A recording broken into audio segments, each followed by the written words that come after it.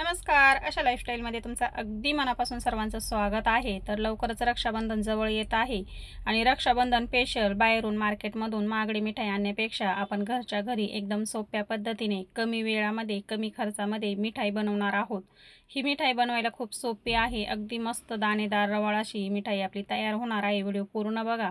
एकदम सोप्या पद्धतीने आपण ही मिठाई तयार केलेली आहे. तर त्यासाठी काय काय साहित्य घेतलं ते बघूया. तर 1 वाटी इथे मी बेसन पीठ घेतलेलं आहे. तुम्ही कोणत्याही वाटीने माप करू शकता किंवा कपाचं माप घेऊ शकता. तर साधारणतः 1 कप याच्यामध्ये सुद्धा पीठ बसतं. तर एवढ्या आकाराची वाटी आपण इथे घेतलेली आहे. बेसन पीठ आपण सुरुवातीला चाळून घेतलेलं आहे. आता ज्या वाटीने आपण बेसन पीठ घेतलं त्यानेच आपण तूप घेतलेलं आहे. तर घट्टसर तूप घ्यायचं नाही, अंदाज चुकतो. ज्या वाटीने घेतलं त्याच वाटीने आपण सर्व जिन्नस मोजून घेऊया. तर विरघळून घेतलेलं आपण तूप घेतलंय अर्धी वाटी. आता जेवढं लागेल तेवढं तूप आपण आता वापर करूया. शिल्लक राहिलं तर तूप आता किती शिल्लक राहतं ते सुद्धा मी तुम्हाला सांगणार आहे. खूप तुपाचा सुद्धा आपण याच्यामध्ये वापर करणार नाही. कमीत कमी तुपाचा वापर करून छान मस्त खुसखुशीत अशी बर्फी तयार करूया. तर सुरुवातीला काय केलंय, ताटामध्ये बेसन पीठ काढून घेतल्यानंतर 3 चमचे आपण तूप घालून घेतलं होतं. पुन्हा 2-3 चमचे तूप आपण घालून घेतलं. आपल्याला छान असा या पिठाचा रवा तयार करून घ्यायचा आहे. खूप छान अशी अगदी रवाळ अशी ही बर्फी तयार होते. 6 चमचे तूप घालून घेतल्यानंतर बघा कण असा आपण तुपाला चोळून घेतलेला आहे. असं हातावरती छान असं चोळून घ्यायचं आणि मूठ बांधून बघितली की छान अशी मूठ याची बांधली जाते. आता बर्फी आपली अजून छान अशी दाणेदार होण्यासाठी आपण याच्यामध्ये दुधाचा वापर करणार आहे. तर अर्धी वाटी इथे मी दूध घेतलंय. दूध ना गरम आहे ना जास्त थंड आहे, कोमट आपलं नॉर्मल टेम्परेचरचं दूध घेतलेलं आहे. आता हे दूध आपल्याला याच्यामध्ये थोडं थोडं असं शिंपडायचं आणि ह्या पिठाला छान असं एकत्र करून घ्यायचं किंवा चोळून घ्यायचं. खूप एकदम घालायचं नाही, अगदी थोडं थोडं हाताने असं शिंपडून घ्यायचं आणि पिठावरती चोळून घ्यायचं. असं केल्याने काय होतं की आपली बर्फी ना खूप छान अशी रवाळ तयार होते. अगदी मस्त असा आपण आता याचा रवा तयार करून घेऊया. असा हातावरती चोळून घ्यायचं. मस्त तूप दूध चोळून घेतल्यानंतर ह्या पद्धतीचा रवा आपला तयार होतो. बघा मी तुम्हाला अगदी जवळून दाखवते. खूप छान असा हा रवा तयार झालेला आहे. असा रवा तयार करून घ्यायचा म्हणजे तासनतास बेसन पीठ भाजण्याची सुद्धा अजिबात गरज पडत नाही.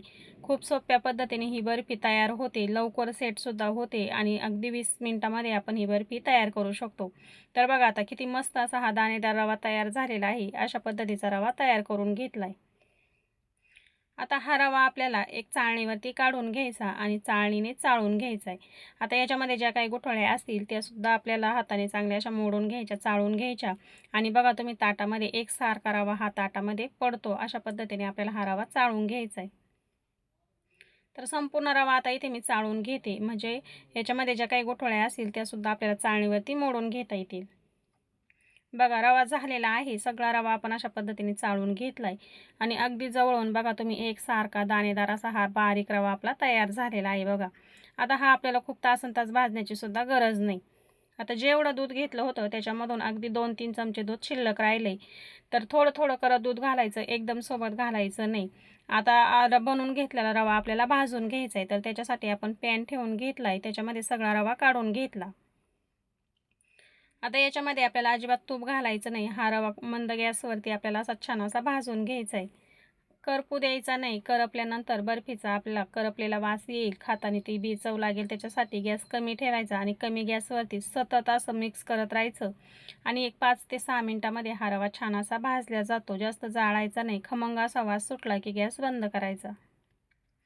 बघा आता हळूहळू कलर बदलायला सुरुवात झालेली आहे आणि खूप जास्त वेळसुद्धा भाजायची गरज पडत नाही. अगदी जवळून बघा छान असा कलर बदललेला आहे आणि बेसन पीठ भाजल्यानंतर खूप छान असा घरामध्ये सुगंध सुटतो. लगेच कळतं बेसन पीठ भाजलेलं. तर बघा आता हळू मी सारखं मिक्स करून एकसारखा हा रवा भाजून घेतलेला आहे.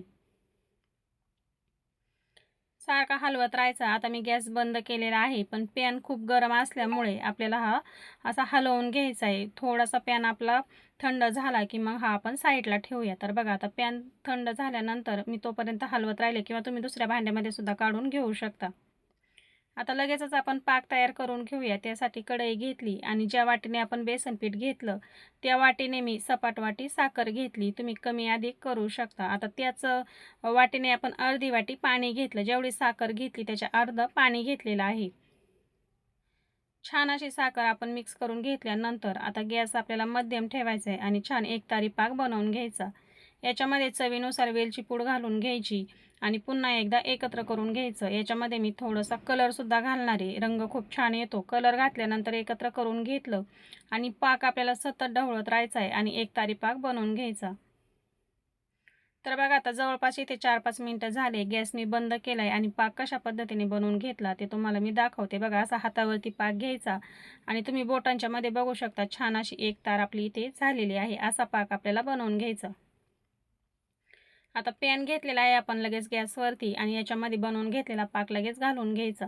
गॅस मी अजून सुरू केलेला नाही, सुरुवातीला आपण पाक एकत्र करून घेऊया आणि नंतर लगेचच गॅस सुरू करूया। तर पाक घालून घेतल्यानंतर रव्यामध्ये छान असं एकत्र करून घेतलं म्हणजे याच्या अजिबात गुठळ्या होणार नाही आणि मग नंतर आपण गॅस आता सुरू केलेला आहे कमी गॅसवरती। आता हे छान असं शिजवून घेऊया। पाक घालून घेतल्यानंतर तुम्ही बघू शकता रवा आपला पातळ झालेला आहे। आता घट्ट होऊपर्यंत आपल्याला हे शिजवून घ्यायचे। जे वाटीमध्ये शिल्लक तूप होतं ते आपण याच्यामध्ये घालून घेऊया। तर मी त्याच्यामधून सुद्धा तूप शिल्लक ठेवले, ते तुम्हाला पुढे दाखवते। आता छान असं आपल्याला सतत हे हलवत राहायचं आहे म्हणजे हे अजिबात खाली कढईला चिकटणार नाही, याची काळजी घ्यायची। गॅस आपल्याला कमीच ठेवायचा आहे आणि कमी गॅसवरती घट्ट होईपर्यंत सारखं हलवत राहायचं आहे। बाहेरून मार्केटमधून महागड्या मिठाई आणण्यापेक्षा किंवा भेसळीच्या मिठाई आणण्यापेक्षा अशा पद्धतीने रक्षाबंधनला तुम्ही घरीच कमी खर्चामध्ये आणि कमी वेळेमधली मिठाई नक्की बनवून बघा। बनवायला सुद्धा खूप सोपे आहे। तर बघा जेवढं तूप घेतलं त्याच्यामधून 4 चमचे तूप आपलं इथे शिल्लक राहिलेलं आहे। तुपाचा सुद्धा वापर आपण कमीच केलेला आहे किंवा खूप वेळेस असं होतं की जेवढं पीठ घेतलं तेवढंच तूप घ्यायचं। तुपाचं प्रमाण सुद्धा आपल्या हातामध्ये आहे, आपल्याला किती वापरायचं ते आपण अंदाजाने वापरू शकतो, कमी जास्त करू शकतो। आता बघा हे मी शिजवून घेते आणि जसजसं हे शिजेल ना तसतसा त्याचा कलर बदलायला सुरुवात होतो। जसजसं हळूहळू हे घट्ट होईल ना तसतसा कलर बदलत चाललेला आहे बघा। आणि गॅस कमीच ठेवायचा आहे, अजिबात गॅस वाढवायचा नाही। आता हे मिश्रण झाल्यानंतर गॅस लगेचच बंद करायचा आणि ताटामध्ये मी अगोदरच तूप चोळून ठेवलं होतं। अशा पद्धतीने आपलं हे शिजवून झालं की लगेच ताटामध्ये काढून घ्यायचं सेट होण्यासाठी। आणि असं शिजवून घेतल्यानंतर आहे ना बर्फी खूप लवकर सेट होते। खूप वेळ ठेवण्याची गरज पडत नाही किंवा फ्रीजमध्ये ठेवा, बाहेर काढा असं करायची अजिबात गरज पडत नाही। खूप लवकर बर्फी सेट होते। तर बघा आता याच्यावरती आपण काजू, बदाम, पिस्ते असे काप लावून छान अशी सजवून घेतलेली आहे। आता हे आपण आहे ना 20 मिनिटासाठी छान असं साईडला ठेवूया। 20 मिनिटं झाल्यानंतर लगेचच आपण याच्या हव्या त्या आकारामध्ये वड्या कट करून घेऊया। तर एकदम सोप्या पद्धतीने मस्त खमंग खुसखुशीत अगदी रवाळ अशी बर्फी आपण घरीच बनवलेली आहे। तर ह्या रक्षाबंधनला तुम्ही सुद्धा अशा पद्धतीची बर्फी नक्की बनवून बघा। आजचा व्हिडिओ कसा वाटला कमेंटमध्ये नक्की सांगा। व्हिडिओ जर आवडला असेल तर व्हिडिओला लाईक करा, शेअर करा। व्हिडिओ पाहिल्याबद्दल धन्यवाद।